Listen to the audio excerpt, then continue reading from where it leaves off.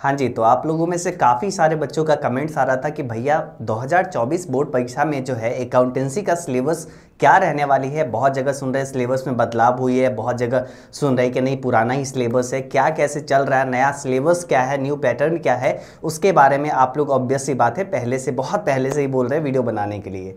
तो फाइनली आज आपके लिए वो वीडियो आ चुका है जिसमें आपको अकाउंटेंसी क्लास 12 के लिए जितना भी आपको चैप्टर्स पढ़ना है, जो भी सिलेबस है, जो भी पैटर्न है, उस चीज़ों के बारे में अच्छे से डिस्कस करेंगे। और आज यहाँ पे सिर्फ इतना ही नहीं बल्कि आपको अकाउंट्स का तैयारी किस आधार पे करनी चाहिए, किस कैसे करनी चाहिए, इसके बारे में भी बात करेंगे। हाँ जी, तो अब आपको रेगुलर यहाँ पे लेक्चर्स आपको मिला करेगा। अभी आपको बिजनेस स्टडी का भी जो है सिलेबस अगले दिन मिल जाएगा, इकोनॉमिक्स का भी मिल जाएगा, ईपीएस का भी मिल जाएगा। तो सारे सिलेबस आपको प्रॉपरली टाइमली आपको मिलते चलेगा।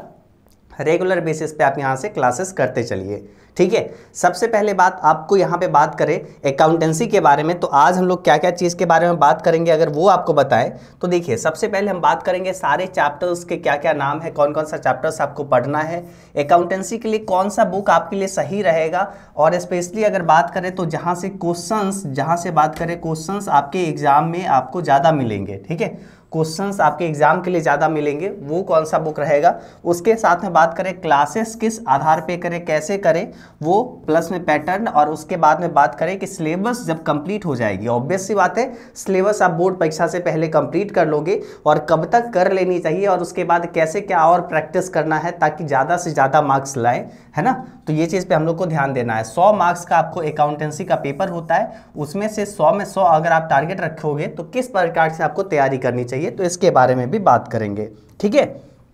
सबसे पहले बात करें तो यहाँ पे हम लोग अकाउंटेंसी के सिलेबस के बारे में जानते हैं ना कि अकाउंटेंसी का सिलेबस जो है वो कुल मिला के 100 मार्क्स का होता है, ठीक है। 100 मार्क्स की आपको परीक्षा देनी रहती है, जिसमें भी अगर बात करें, अगर इसमें भी बात करें तो इसको 2 पार्ट में बांटा गया है। कौन कौन से पार्ट पता है? पहला जो है पार्ट ए, ठीक है, अकाउंटेंसी के बुक को 2 पार्ट में बांटा गया है। पहला पार्ट ए है जिसमें 60 मार्क्स के प्रश्न रहते हैं, और दूसरा है पार्ट बी जिससे 40 मार्क्स के प्रश्न रहते हैं। तो यानी आपको यहाँ पे कितना हो गया, 60 + 40 = 100, 100 मार्क्स का पेपर रहता है, जिसमें पार्ट ए से आपको 60 मार्क्स से, पार्ट बी से आपको 40 मार्क्स के। अब बात होती है कि ये 60 मार्क्स जो पार्ट ए से रहती है, तो इसमें से चैप्टर्स भैया कौन कौन से हैं, ठीक है, चैप्टर्स कौन कौन से हैं। और ये पार्ट बी में जिससे 40 मार्क्स के रहते हैं, इसमें चैप्टर्स कौन कौन से हैं। तो आपके मन में ये सवाल तो ऑब्वियस सी बात है चल रही होगी। चलिए अब एक एक करके बात करते हैं। सबसे पहले ये पार्ट ए जो है, ये पार्ट ए है जिससे 40 मार्क्स के प्रश्न, 60 मार्क्स के प्रश्न जो पूछे जाते हैं। सबसे पहले हम लोग इसके बारे में बात करेंगे कि इसमें कौन कौन से चैप्टर्स हैं। आइए तो देखिए, पहला जो है पार्ट ए आपका है। यहाँ पे पार्ट ए में कुल मिला के बात करें तो 8 चैप्टर है, 8 चैप्टर है, ठीक है। और इसमें सबसे पहला जो है accounting for not for profit organization, यानी गैर लाभकारी संगठनों का लेखांकन। दूसरा चैप्टर है आपका अकाउंटिंग फॉर पार्टनरशिप फर्म, यानी साझेदारी फर्म का लेखांकन। तीसरा आपका चैप्टर है गुडविल, यानी गुडविल जो ख्याति रहता है उसके बारे में आपको ये 3rd चैप्टर में पढ़नी रहेगी। चौथा चैप्टर आपका है रिकंस्टिट्यूशन ऑफ पार्टनरशिप, यानी साझेदारी का पुनर्गठन। उसके बाद आगे आपका है एडमिशन ऑफ पार्टनर्स, यानी साझेदार का प्रवेश। फिर 6ठा नंबर चैप्टर है रिटायरमेंट ऑफ पार्टनर, यानी साझेदार का अवकाश ग्रहण। और 7 नंबर चैप्टर है आपका डेथ ऑफ पार्टनर, यानी साझेदार की मृत्यु। 8 नंबर चैप्टर है आपका डिसोल्यूशन ऑफ पार्टनरशिप फर्म, यानी साझेदारी फर्म का विघटन या बोले तो समापन, ठीक है। तो ये आपका कुल मिला के पार्ट ए में 60 मार्क्स का जो है जो पूछा जाता है, वही कुछ ये 8 चैप्टर से पूछे जाते हैं। अलग अलग पब्लिकेशन का अगर आप बुक रखे होंगे तो उसमें देखोगे कुछ क्या रहेगा ना, यही कुछ टॉपिक इतने ही रहेंगे, लेकिन उसको 6 चैप्टर में रख देगा, 4 चैप्टर में रख देगा, या फिर इसी को मिला के 10 चैप्टर बना देगा। तो ऐसे ही चलता है, लेकिन आपको मेनली आपको ये सारे पॉइंट्स आपको पढ़ने रहते हैं, ठीक है। तो पार्ट ए में जैसे 60 मार्क्स के प्रश्न पूछे जाते हैं, इसमें क्या कौन कौन सा चैप्टर है ये आपको समझ में आ गया होगा। हाँ जी, तो अब चलिए पार्ट बी हम लोग देखते हैं, जिससे 40 मार्क्स के प्रश्न पूछे जाते हैं। उसमें कौन कौन से चैप्टर्स है उसके बारे में बात करेंगे। फिर लास्ट में हम दोनों पार्ट में कौन कौन सा चैप्टर इंपॉर्टेंट है जिस पे आपको ज़्यादा ध्यान देनी चाहिए उसके बारे में भी बात करेंगे, ठीक है। सबसे पहले बात करें तो यहाँ पे पार्ट बी में आपका कुल मिला के जो चैप्टर्स है वो कितने हैं, 10 चैप्टर्स है, ठीक है। कोई बुक में आपको 13 चैप्टर्स मिलेंगे, कोई में आपको इसी में 8 चैप्टर ही मिलेंगे, लेकिन सब में टॉपिक मेनली आपको यही रहने वाली है। तो मेन रूप से हम लोग कौन कौन सा चैप्टर्स पढ़ना है वो देखिए। सबसे पहला इशू ऑफ शेयर, अंशों का निर्गमन। इसमें क्या होता है ना कि कंपनी के बारे में भी रहता है और शेयर्स के बारे में भी। तो कुछ बुक में क्या किया गया है, कंपनी को अलग कर दिया गया और शेयर्स के बारे में अलग कर दिया गया। तो इसी को 2 चैप्टर्स में बांट दिया गया है ना। हम यहाँ पे एक ही चैप्टर में इंक्लूड कर दिए। इशू ऑफ शेयर यानी अंशों का निर्गमन। दूसरा अपने पास है forfeiture and re issue of share यानी अंशों का हरण और उसका पुनर्निर्गमन, ठीक है। उसके बाद आगे यहाँ पे देखिए तीसरा चैप्टर जो है इशू ऑफ डिवेंचर यानी ऋण पत्रों का क्या चीज, निर्गमन। और उसके बाद है रिडम्पशन ऑफ डिवेंचर यानी जो है जो ऋण पत्र होते हैं उसका शोधन, ठीक है।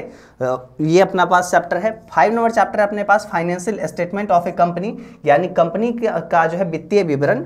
और 6 नंबर चैप्टर है एनालिसिस ऑफ फाइनेंशियल स्टेटमेंट यानी वित्तीय विवरणों का विश्लेषण यानी क्या चीज, एनालिसिस यानी विश्लेषण, ठीक है। ये कुल 6 चैप्टर्स। फिर देखिए 7वां नंबर चैप्टर है अपने पास कॉम्परेटिव स्टेटमेंट यानी तुलनात्मक विवरण। और उसके बाद है क्या चीज, 8 नंबर चैप्टर वो है कॉमन साइज स्टेटमेंट यानी समान आकार के विवरण। और फिर 9 नंबर चैप्टर है अपने पास क्या चीज, अकाउंटिंग रेशियो यानी लेखांकन अनुपात। और फिर 10 नंबर चैप्टर है अपने पास क्या चीज, कैश फ्लो स्टेटमेंट, रोकड़ प्रवाह विवरण। अब बात करें इस कुल मिला के कितने चैप्टर्स हुए, तो 40 मार्क्स के लिए आपको कुल मिला के जो है ये 10 चैप्टर्स आपको पढ़ने रहेंगे, ठीक है, क्लियर। तो इधर से आपको 40 मार्क्स और पार्ट ए जो था जिसमें 8 चैप्टर था उससे आपको 60 मार्क्स। तो 60 और 40 100 मार्क्स आपका कंप्लीट, ठीक है। अब बात करें कौन कौन से चैप्टर इंपॉर्टेंट है तो हम आपको वो बताते हैं, उसके बाद बुक कौन सा आपको प्रेफर हम करेंगे वो आपको हम बताएंगे, ठीक है। देखो इसमें not for profit organization important है क्योंकि इस बार अपने बोर्ड में ये जो है दिया गया है। अब ये बोलोगे कि एनसीईआरटी हटा दिया है इसको, हाँ हटा दिया है वो हम जानते हैं, लेकिन आपके बोर्ड में ये सवाल, इससे सवाल रहेंगे। स्पेशली आप बिहार जो है बिहार, यूपी, झारखंड इस सब से हैं तो आपको ये इससे सवाल रहने वाली हैं, ठीक है। उसके बाद में बात करें सीबीएसई में नहीं है, ठीक है। सीबीएसई बोर्ड के लिए अलग से हम एक वीडियो लाएंगे। अभी बिहार वगैरह ये सब स्टेट बोर्ड के बच्चे देख सकते हैं। ये चैप्टर आपका इंपॉर्टेंट है। उसके बाद आपका ये चैप्टर इंपॉर्टेंट है। फिर आपका बात करें तो डिजुलेशन आपका बहुत ज़्यादा इंपॉर्टेंट है, ठीक है। ये सब इंपॉर्टेंट है।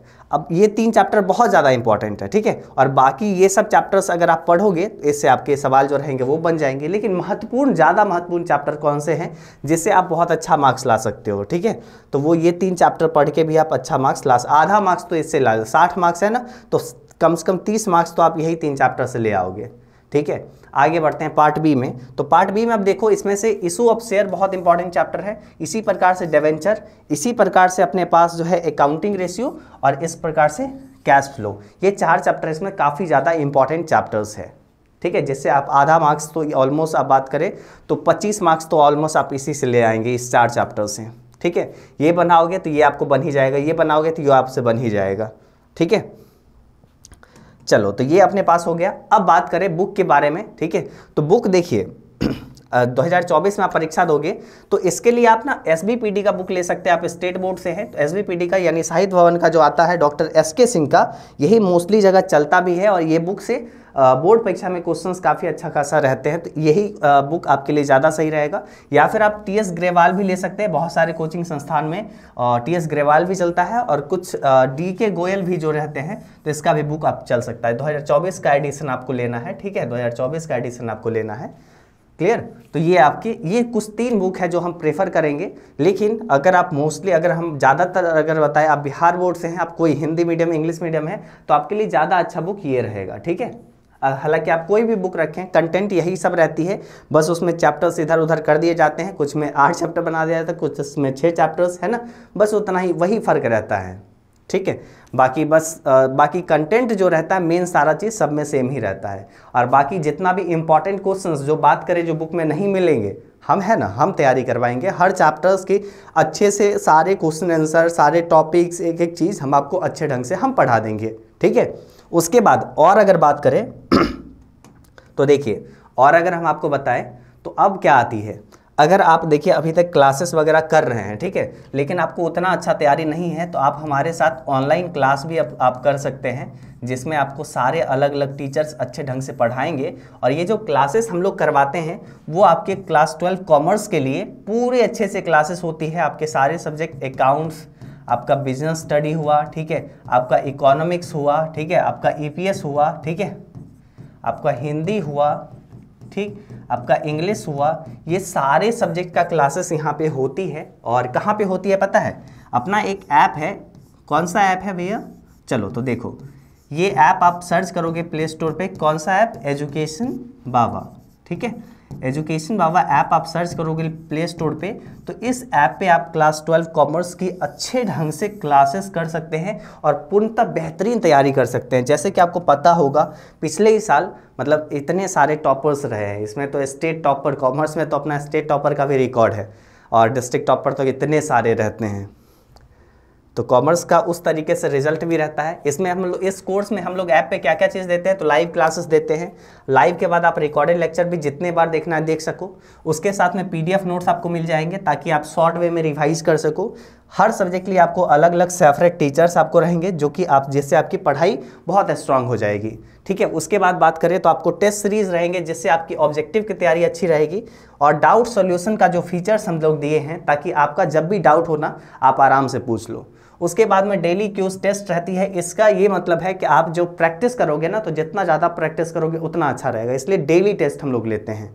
उसके साथ में हर चैप्टर का, हर सब्जेक्ट का क्वेश्चन आंसर भी करवाते हैं। मतलब चैप्टर तो पढ़ाएंगे, उसके साथ में उसके क्वेश्चन आंसर भी, चाहे वो ऑब्जेक्टिव हो सब्जेक्टिव हो, उन सारी चीज़ों को भी अच्छे से कंप्लीट करवाएंगे। और लास्ट टाइम पे जो आपका PYQ क्वेश्चंस, मॉडल पेपर, उसके बाद गेस्ट क्वेश्चंस, कोर्स रिवीजन, ये सब जो है ये सब तो करवाएंगे ही करवाएंगे, ठीक है। तो आप एजुकेशन बाबा ऐप इंस्टॉल करिए और अभी से भी आप अपना तैयारी में अगर लगेंगे तो ऑनलाइन क्लास अपना ज्वाइन करते हैं तो आप देखिए जितने भी क्लासेस हो चुके हैं पीछे का वो सारे का लेक्चर्स मिल जाएगा। उसको एक एक करके चैप्टर बाय चैप्टर कंप्लीट करते चलना है और आगे के जितने भी क्लासेस होते चलेंगे सबको एकदम अच्छे तरीके से लाइव के रूप में करते चलना है, ठीक है। जो डाउट रहेगी टीचर्स रहेंगे, ये सब पूछते चलना है। हम भी आपको वहाँ पे पढ़ाएंगे और कुछ टीचर्स आपको वहाँ पे देखने को मिलेंगे, ठीक है। तो इस कोर्स में इतने सारे रिजल्ट रहे हैं और बेहतरीन तरीके से आपको पढ़ाएंगे, तो आप निश्चित रूप से एजुकेशन बाबा ऐप डाउनलोड करके वहाँ से कोर्स ज्वाइन कर सकते हैं। और अगर कोई भी जानकारी चाहिए कोर्स से संबंधित तो आप ये नंबर नोट कर लीजिए 9507494980। इस नंबर पे आप अपना कॉल करके सारे डाउट को पूछ सकते हैं कि कोर्स में क्या क्या चीज़ है, कब कंप्लीट होगा, कौन कौन सा सब्जेक्ट आपको पढ़ना है, उसका फ़ी क्या है। या फिर ऐप से भी डायरेक्टली देख के वहीं से ज्वाइन कर सकते हैं, या फिर कुछ भी डाउट आपको पूछना है तो आप इस नंबर पे पूछ सकते हैं, ठीक है। होप सो यहाँ पर जो हम आपको अकाउंटेंसी का सिलेबस जो बताना चाह रहे थे, ठीक है, ये जो आपका सिलेबस हम बताना चाह रहे थे, तो ये सिलेबस आपको कुछ अच्छे तरीके से आपको समझ में आई होगी, है ना, कि ये जो 60 मार्क्स और 40 मार्क्स का होता है। अगर आपको पसंद आई तो आप इसको नीचे कमेंट करके बताइएगा, है ना। निश्चित रूप से बताना है आप सभी को, ताकि हम आगे रेगुलर बेसिस पे आप लोग का क्लास अब स्टार्ट कर सके और डेली आप लोग का क्लास हम कोशिश करेंगे लेने का। और साथ ही साथ इस वीडियो को सभी लोग लाइक कर लेंगे और सारे अपने दोस्तों के साथ शेयर भी कर लेंगे, ताकि ज़्यादा से ज़्यादा बच्चे जुड़ेंगे, उतना ही ज़्यादा अच्छे तरीके से हम यहाँ पर तैयारी करवाने शुरू कर देंगे, ठीक है। तो दोनों माध्यम में क्लासेस होगी, इंग्लिश मीडियम और हिंदी मीडियम दोनों में क्लासेस होगी। तो बच्चे को कोई कन्फ्यूज़न नहीं, कोई दिक्कत नहीं, हर चीज़ अच्छे तरीके से कंप्लीट करवाएंगे, ठीक है। तो चलिए, उम्मीद करते हैं सब कुछ अच्छा ही लगा होगा। आज के इस क्लास में बस इतना ही रखते हैं। अगले क्लास में मिलेंगे तो बिजनेस स्टडी का जो है आपका सिलेबस क्या है उसके बारे में अच्छे से आपको बताएंगे और बिजनेस स्टडी का आपको सिलेबस कंप्लीट आपको मिल जाएगी, ठीक है। धन्यवाद।